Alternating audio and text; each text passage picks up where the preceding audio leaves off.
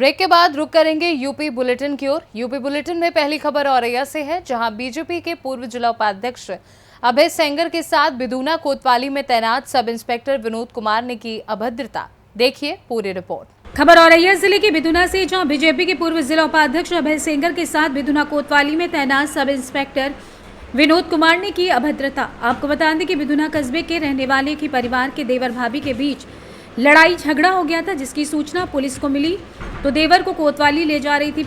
जहां अभय सेंगर को ये सूचना मिली तो सब इंस्पेक्टर विनोद कुमार ने दोनों की राजीबाजी हो गई। उन्होंने थाने ले जाना गलत बताया। इतने में ही कोतवाली में तैनात सब इंस्पेक्टर विनोद कुमार अभय के साथ अभद्रता करने लगे। जैसे ही सूचना कार्यकर्ताओं को लगी, वैसे ही कार्यकर्ता बिदुना कोतवाली पहुंचकर सब इंस्पेक्टर विनोद कुमार के खिलाफ कार्रवाई की मांग करने लगे। कार्यकर्ताओं ने बताया कि उनके नेता अभय सेंगर दिन रात लोगों की मदद करते हैं। भाजपा नेता अभय सेंगर के समर्थकों ने कहा कि उनके साथ की गई अभद्रता बर्दाश्त नहीं की जाएगी। इस मौके पर बीजेपी के पूर्व जिला अध्यक्ष अनिल गुप्ता, जिला उपाध्यक्ष अनिल शुक्ला, प्रधान नीरज सेंगर, अरुण सेंगर, एसपी सिंह, सनी चौहान, वीरू भदौरिया के अलावा उनके समर्थकों ने कोतवाली जाकर कार्रवाई की मांग की है। बीजेपी के पूर्व जिला उपाध्यक्ष अभय सेंगर के साथ की गई पुलिस द्वारा अभद्रता की घटना की जानकारी पुलिस अधीक्षक एवं अपर पुलिस अधीक्षक को हुई। वहीं अपर पुलिस अधीक्षक आलोक कुमार मिश्रा देर रात तक बिदुना कोतवाली पहुंचे, बीजेपी के लोगों को समझाने का प्रयास किया। आइए जानते हैं पूर्व जिला उपाध्यक्ष बीजेपी अभय सेंगर ने और क्या कुछ कहा।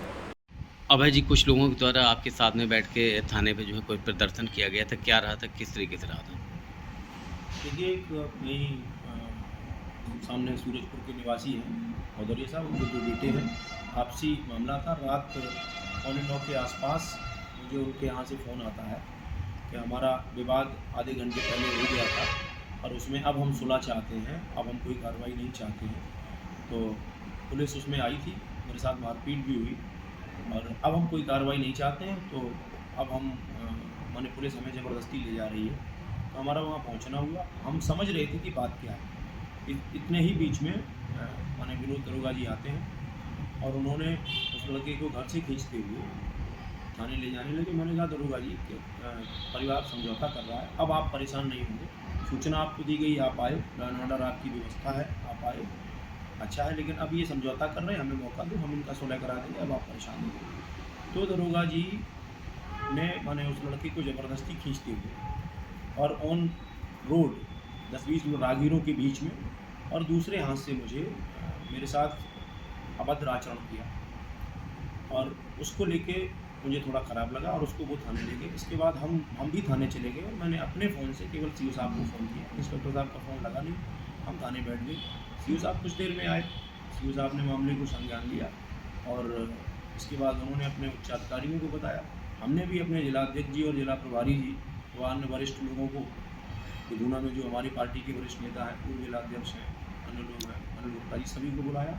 फ़ोन पे उनको भी बताया। हम लोग बैठे शांतिप्रिय ढंग से थाने में बैठे और सिर्फ इस बात का कि अगर उस व्यक्ति को नहीं छोड़ना था, कार्रवाई करनी थी तो उसको करते। मेरे साथ अभद्र आचरण क्यों किया, इस बात को लेकर हम बैठे। जिस कार्यकर्ताओं को पता चलता गया वो आते गए। इस मामले में अपर साहब आए थे। अपर साहब ने कप्तान साहब से मेरी बात भी कराई है, उनकी जिलाध्यक्ष जी से भी बात हुई। उनकी बातचीत से हम संतुष्ट हैं। उन्होंने कहा है कि हम उनको तत्काल लाइन हाजिर कर रहे हैं और आगे जाँच कर अपर साहब से कराते हुए इनके खिलाफ विभागीय कार्रवाई करेंगे। हम इससे संतुष्ट हैं। औरैया से सी न्यूज़ संवाददाता अमित शुक्ला की रिपोर्ट। खबर बदायूं से है, जहां मिशन शक्ति अभियान फेज 5 के अंतर्गत आज थाना बिलसी पुलिस द्वारा थाना क्षेत्र के गांव सतैती में बालिकाओं व महिलाओं को एकत्रित कर सरकार द्वारा चलाई जा रही विभिन्न कल्याणकारी योजनाओं की विस्तृत रूप से जानकारी दी। देखिए पूरी रिपोर्ट। खबर बदायूं से है, मिशन शक्ति अभियान फेज 5 के अंतर्गत आज थाना बिलसी पुलिस द्वारा थाना क्षेत्र के गांव सतैती में बालिकाओं व महिलाओं को एकत्रित कर सरकार द्वारा चलाई जा रही विभिन्न कल्याणकारी योजनाओं की विस्तृत रूप से जानकारी दी गई। जैसे ही विधवा पेंशन योजना, वृद्धावस्था पेंशन योजना, सुकन्या समृद्धि योजना, प्रधानमंत्री आवास योजना, मुख्यमंत्री सामूहिक विवाह योजना, कृषि कर भुगतान योजना, कन्या सुमंगला योजना, प्रधानमंत्री मातृ वंदन योजना आदि के बारे में अवगत कराते हुए महिलाओं को उनकी सुरक्षा एवं सम्मान के प्रति जागरूक करते हुए विभिन्न हेल्पलाइन नंबरों जैसे वुमेन पावर लाइन 1090, घरेलू हिंसा हेल्पलाइन 181, पुलिस आपातकालीन सेवा 112, स्वास्थ्य सेवा 102, 108, मुख्यमंत्री helpline number 1076, child line 10, cyber crime 1930, corona helpline 1075 आदि के बारे में जानकारी दी। इस मौके पर SI Amit Tiwari, head constable Veer Singh, महिला कांस्टेबल अंजू, महिला कांस्टेबल कौशल, गांव की महिलाएं व बच्चे मौजूद रहे। बदायूं से सी न्यूज संवाददाता आकाश तोमर की रिपोर्ट। खबर बहराइच से है, जहां जिले के रामगांव थाना क्षेत्र से एक दिल दहला देने वाली घटना सामने आई है, जहां 14 वर्षीय काजल का शव गांव के तालाब में तैरता हुआ पाया गया है, जिससे पूरे इलाके में सनसनी फैल गई है। देखिए पूरी रिपोर्ट। खबर बहराइच जिले के रामगांव थाना क्षेत्र से है, जहां एक दिल दहला देने वाली घटना सामने आई है। दरअसल 14 वर्षीय काजल का शव गांव के तालाब में तैरता हुआ पाया गया, जिससे पूरे इलाके में सनसनी फैल गई। घटना रामगांव थाना क्षेत्र के बढ़ावा गांव की है। शव मिलने के बाद पूरे गांव में मातम का माहौल बना हुआ है। परिवार में कोहराम मचा हुआ है। घटना की जानकारी मिलते ही इलाके में सनसनी फैल गई। काजल के पिता ने कल शाम थाना रामगांव में बेटी की गुमशुदगी की रिपोर्ट दर्ज करवाई थी। ग्रामीणों ने तालाब में तैरते हुए शव को देखा और तुरंत पुलिस को सूचित किया। मौके पर पहुंची पुलिस ने शव को कब्जे में लेकर जांच शुरू कर दी है। पुलिस जांच में जुटी हुई है। परिजनों का बुरा हाल है। फिलहाल पुलिस इस बात की जांच कर रही है कि ये कोई दुर्घटना है या इसके पीछे कोई साजिश। काजल के परिवार वाले सदमे में हैं। लड़की की मौत ने कई सवाल खड़े कर दिए हैं। क्या ये एक हादसा था या फिर कोई साजिश? पुलिस हर एंगल से इस मामले की जांच कर रही है। बहराइच से सी न्यूज संवाददाता कृष्णचंद्र शुक्ला की रिपोर्ट। कौशाम्बी में मां दुर्गा को धूमधाम से विसर्जित किया जा रहा है। वहीं विसर्जन के दौरान भक्तों ने डांस गाने के साथ मां को विदा किया। देखिए पूरी रिपोर्ट। कौशाम्बी में मां शेरावाली विसर्जन की मची है धूम। जिधर देखो उधर ही मां के जयकारों के साथ डांस के साथ विसर्जन के लिए जाते भक्त। अलीपुर जीता चौकी इंचार्ज सुशील कुमार के नेतृत्व में अहमदगंज, बारा हवेली, अलीपुर जीता आदि गांव में धूमधाम से निकली मां भगवती की मूर्ति।